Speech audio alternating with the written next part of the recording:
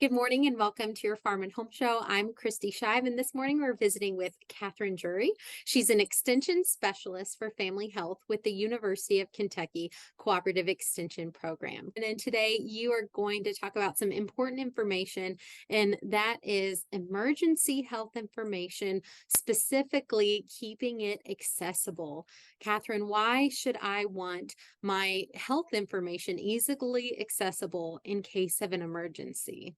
Well, this is the kind of information that we want to have available that we hope we never need to Mm. use. But in the case of a personal health emergency or a natural disaster, um, we want that information to be easily accessible so that you can get the best treatment possible in the quickest manner possible, particularly for individuals with some kind of extenuating health circumstance, whether it's a chronic condition, a physical disability, allergy, any type of significant outstanding health circumstance can make a big difference in the kind and quality of care that you get. What kind of information should we be having on hand? The most crucial information for anyone is your full legal name, your date of birth. That can make a big difference, particularly for both children and as we age, the type of care that we may need based on just how old we are.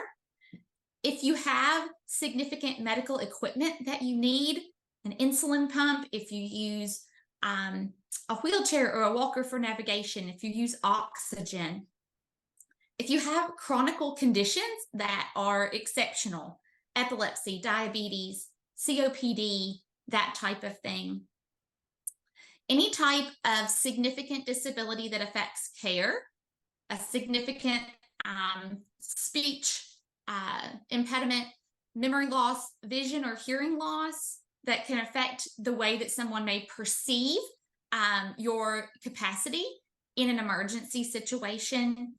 If you have specific types of allergies, significant allergies, that can make a huge difference, medical allergies, things like that.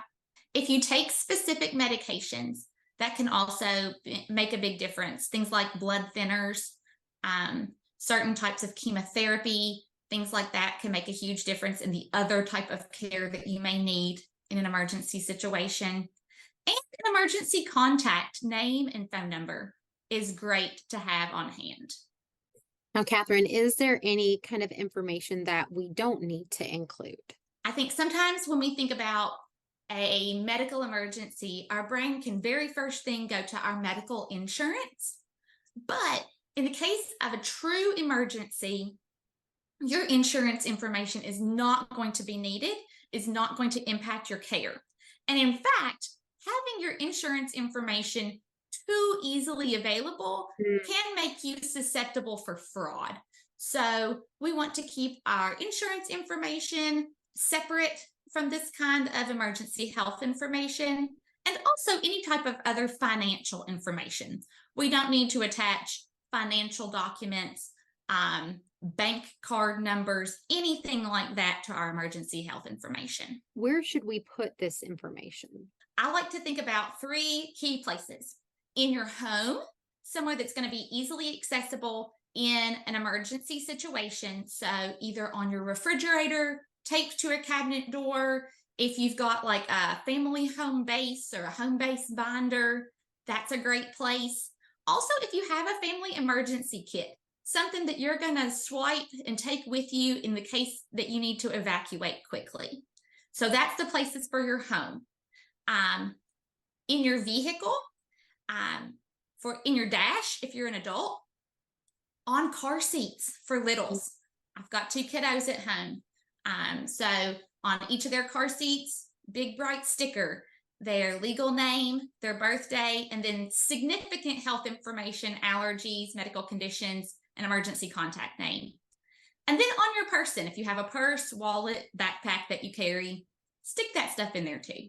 Great information, Katherine. You are going to be back with us tomorrow to discuss health information cards, Thank you for being with us today. Thank you for joining us today on the Farm and Home Show, and we'll see you next time.